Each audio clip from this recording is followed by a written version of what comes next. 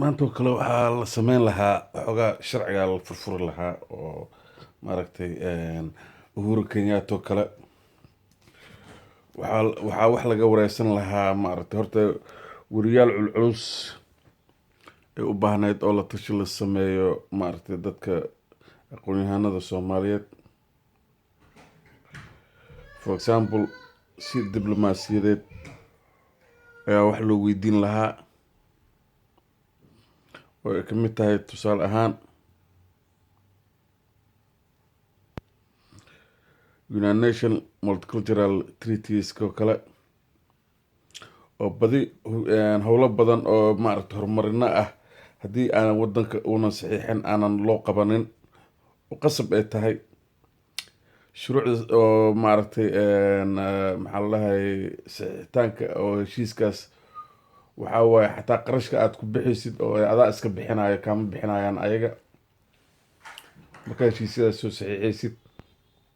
tusaale ahaan hadda Uhuru waxaa la weydiin lahaa oo kale jabtarka afraad jabtarka shanaad oo ahaa refugee and stateless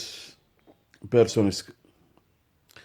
dadka marka asaas balaqi lahaa oo maaragtay dadka qaxootiga ah oo intaas joogay xaq u yeeshay maaragtay ilaa 10 sano meesha joogay inay meesha citizen ay ka qaataan xaq u yeeshay. haddii citizenka uu diido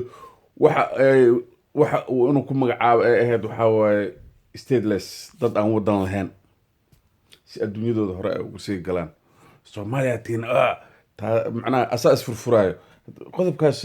bal noo jilcijaal madaxweyne kaliya ku filan oo maaragtay refugee and stateless personka charterka qaramada midoobay ku yaala waa jabtarka shanaad. waxaa waaye maaragtay pageka waxaa waaye 309. waxaa kaloo haddana la weydiin lahaa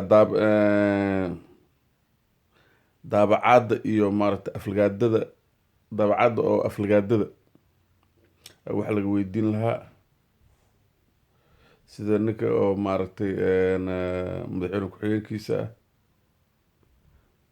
dhowr jeer oo uu idaacadaha ka hadlayay oo uu leeyahay maaragtay international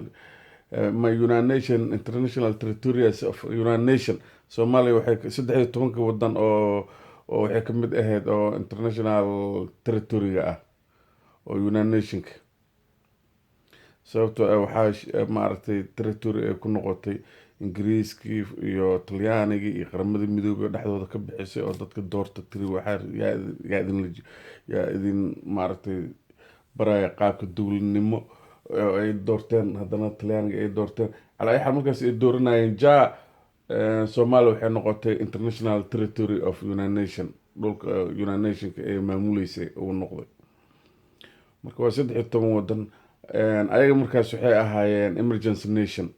meeshii dadka cadaanka oo dagaalkii labaad ku jabay iyo dadka dhuuntay oo maaragtay shacbiyada kala dhexgalay iyo dadka farcamay oo international marriage ka sameeyey oo dadka Afrikaanka isguursadeen ama Asiaanka isguursadeen oo kala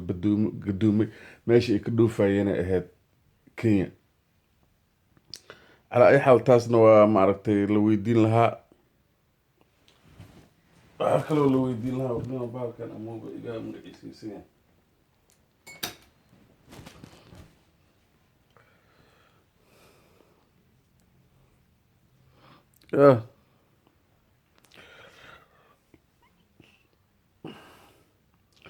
waxaa kaloo ayadana la weydiin lahaa maaragtay marka William Ruto maalaha dhowr jara uu aflagaadooday oo maaragtay aan la sugeynaa international trade and development oo kale waxbaa laga weydiin lahaa. iyadana waxaa waaye jabtarka oo 10aad waaye waxaa waaye 503 pageka 503aad uu ka bilaabanayaa. haddana waxaa loola gudbi lahaa maaragtay intaas waxay isku yihiin jabtarka maaragtay part 1 waxay ku dhamaanaysaa ilaa iyo maaragtay 11 ay ku dhamaanaysaa oo jabtar 11 jabtar hore waxaa la lahaa part 1. marka part 2ga ayaa maaragtay haddana lala geli lahaa. waxaa laga weydiin lahaa tusaale ahaan jabtarka 14aad wuxuu ka sheekeynaya educational and cultural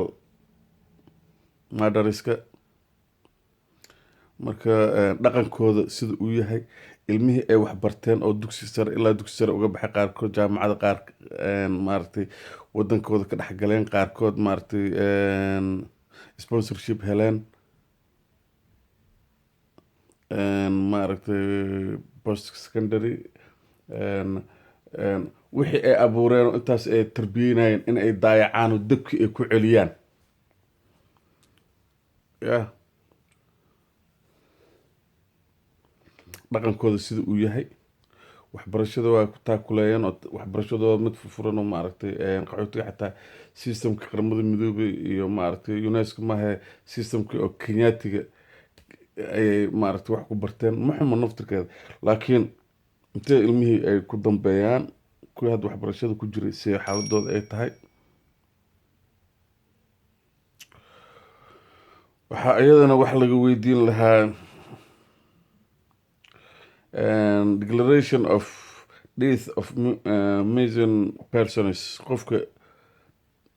dhintay ee meydkiisa la helay ama qofka la waayay ee meydkiisa la helay, oo meydkiisa la helay sida maaragtay hadda idaacadaha mararka qaarkood ay soo tabiyaan ama qolooyinkan oo maaragtay informationka ay soo gudbiyaan ee ah dadka guryaha lagala baxay ee haddana meydkooda la helayo, dad magaalo kala aadayo la waayo haddana meydkooda la helayo, waxyaabahaas oo kale macnaha qodob kale loo soo qaadi lahaa oo maaragtay magaciisa iyadoo la dhihin dad Soomaali asaas ku samaysan ama dad Kenyaan asaas maaragtay iyadoo la dhihin. waxaa kaloo iyadana lasoo qaadan lahaa maaragtay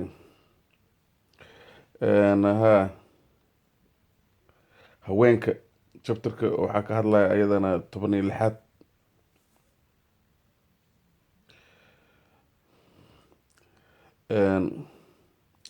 chapterka 17aad ha ka reebin ayadana freedom of information, si wadooyin ay ugu furmaan idaacadaha hadda afka Soomaaliga ku hadla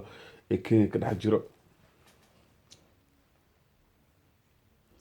waxaa thank you laga dhihi lahaa dhinaca oo maaragtay chapterka 18aad, xaaladaha oo ciqaabaha oo maaragtay oo kuma santina la dhihi lahaa beerfalashada aad maxaabiista bareysaan, laakiin ganaaxa kiyo iska tahriibay ama tiyo tahriibtay oo xuduudka inta laga helay xabsi lagu tuuray oo la leeyahay ama beeraa falaysa ama $500 dhiib.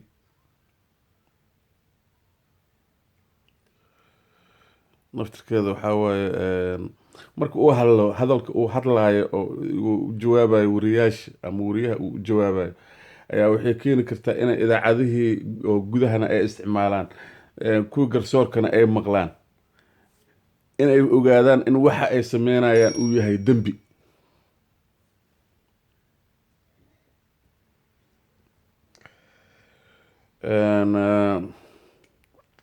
ciqaabaha for example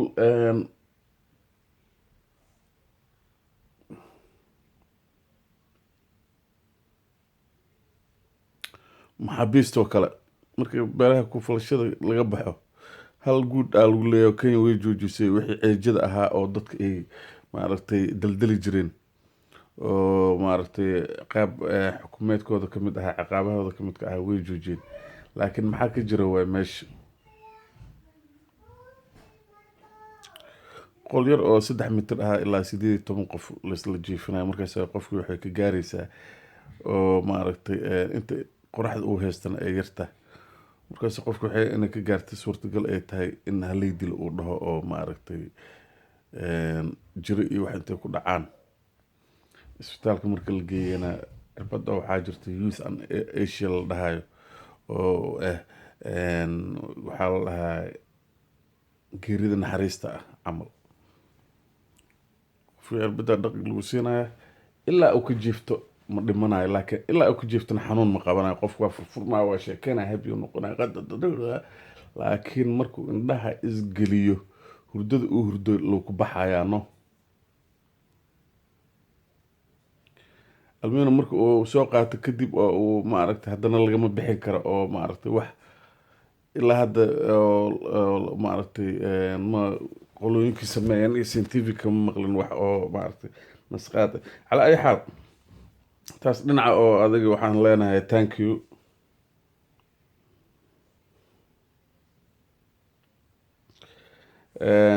qodobka 19aad oo waxaan qodob ma aha astaghfirullah waa chapterka intaasoo qodob waa ogtihiin marka xoogaa maaragtay hurdaanka soo kaca haddaan waxaan maqlayaa maaragtay odayaala tegay xaafadii camal odayaala xaafadii la tegay camal la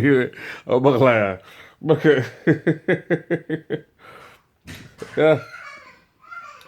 badeecooyinka iyo maaragtay xeerarka oo ama shuruucyada oo la saxiixay oo treatiyaska oo adduunyada dhan oo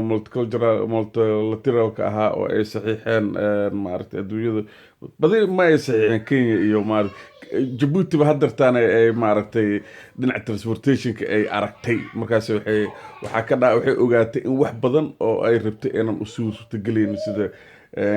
transportationka oo kale inay maaragtay owner ay noqoto oo sida trainka oo kale sida maaragtay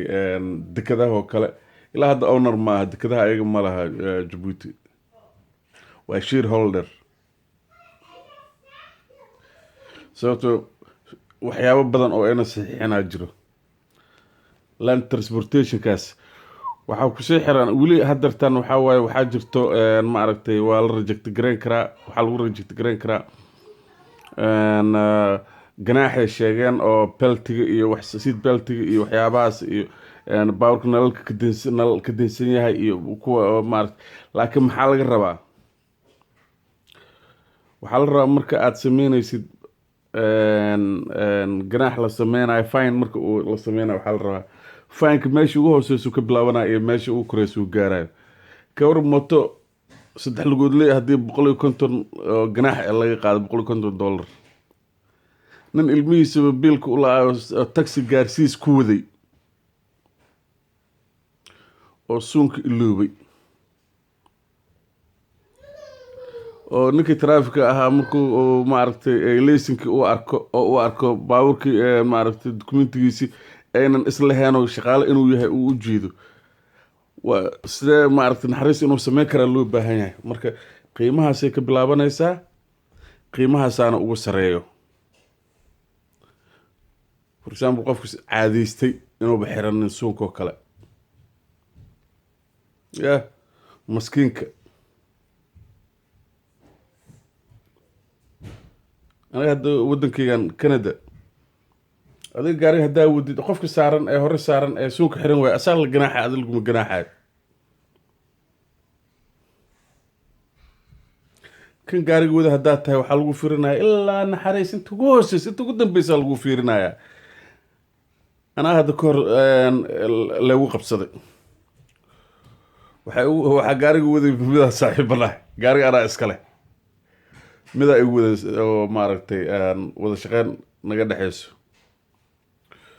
ilaahay amarkiis waxaa suuda ii xirnaa meel xoogaa dhowranimo camal inaan ku mara aan jeclaa ee markaas aan kusoo dhawaanay suunka iska furay jaakadiyaa iska bixiyey garbaatigaa iska furay anoo garbaatiga iska furaay iyo ciddina waa iska hor imaana maaragtay qaraabadeyda ahayd dhaac waa soo laabteen walalac waa nagala daba shitay aniga inkiraad iyo dafraad iyo waxba habagelina ay gashay suunkaba ma xiranin shibaanka dha marka ii yimid inaan dhawara aniga dharkaana inaan iska siiba aan rabe dharkaan waa nice maxaa u siibaysaa waan jeclaada xogaa kululaada marka xogaa inaan isfurfuraan rabe calaa ay xaal horta suunka weli kuma xiran soo maaha waxaa leesiiyey tigid oo 320 ah saaxiibkay waxaa waaye nin oo rabsho badan waaye horta waxaa laga qaatay asaga laysanka iyo waxaa laga qaaday dokumentiga oo baawurkaa la qaaday xagga la tegay waa lasoo laabtay anaa la dhahay aqoonsigaa keen aqoonsigayga u dhiibay baawurka aniga waa is yeelanay mooho saaxiibka canjeexa allah waa laga buutiyey anaa marka waxaa cabaar ayaan la maqnaaday markaas ninkii wuxuu yiri sheekadan ma fudud ugu ana qaraabadu waa aqaanaa markay maaragtay saanoo kale waxaan ula daahan waxbaa jiro wax culus baa jiro waxa anaga aan ogna hadda maahee suunkan wax dheeraa jiro ee baabuurka ka baxan dhaaday waxaasna calaa ay xal waa noo yimideen tigid oo waxaa laysiiyey 320 mu aha mise 205 mu aha $100 tigidkayga waa la soo hadaafay waan diiday maxkamadan tegey way horta waa imaan waayeen maalinta maxkamadda ay ugu ballamiyeen waa imaan waayeen iska baxaa lee dhahay waan baxay maalin kale waxaa leedhaha maxkamada maaragtay ama tigidka bixi ama maxkamadda tag maalintaas waa tegey dad fiican oo wanaagsanaan ku aaday maaragtay kullaa wanaagsan bi kanadiyaanka 100% dadka garsoor ka shaqeeya kuma dulminayaano على أي حال ماشي كود هذا أنا وحن جوك سدي ما درك محاو بدليس اللي دهاي مش سونك أنا جوان فرق وجيت كي أنا وحوقها إن أنا ما عرفت حرتو مركي أن أصفر فرة سبتو أوا كلها أنت اسمها دع عقلك هالقاتل ما أقان أنت لو قيبي هذا وحلا ده $75 بح ولي بقى تكون بحين كرتي بشي وحرفت اسكب بحين كرتها هدارت نهار مرة اسكب بحين كرتها هدارت على أي حال وحلو بهاي هاي مقعيسي نحريس اللي